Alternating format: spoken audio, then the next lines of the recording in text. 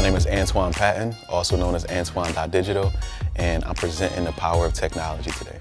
I talked about how I'm a software engineer, but also how kids can become software engineers, product managers, designers, cybersecurity specialists, and more. And just showed them that it's a great route. While in prison, I read an article in the USA Today that talked about how apps were becoming a really big phenomenon. And if people can build those apps, solve problems, they become millionaires, they become billionaires. And I wanted those opportunities. So I found some kind of deep inspiration and purpose inside that said, you can do this. And it was hard at first because I thought you had to be a genius to learn how to code.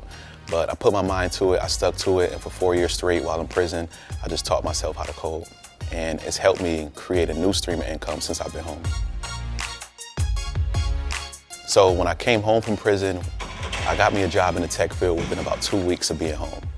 And also, along that time, I ended up building a nonprofit organization called PhotoPatch, where we built a website and an app that helps kids send photos and letters to their moms or dad in prison.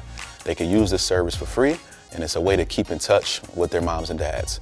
And we just wanted to make communication easier, and we know how communication actually reduces recidivism. So we just wanted to do our part. My team, my family, we've been building this organization, and we've sent over 1 million photos to prisons around the nation. If I could change one thing that's impacting the Black and brown communities, it would be more hands-on help. I feel like our kids don't believe in themselves early on. They don't understand that the same video games they play, they can build. The same music streaming platforms they listen to all day, they can actually build.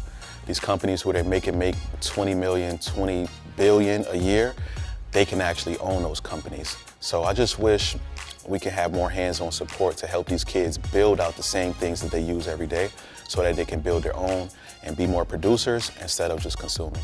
My name is Antoine.digital, and I know my rights.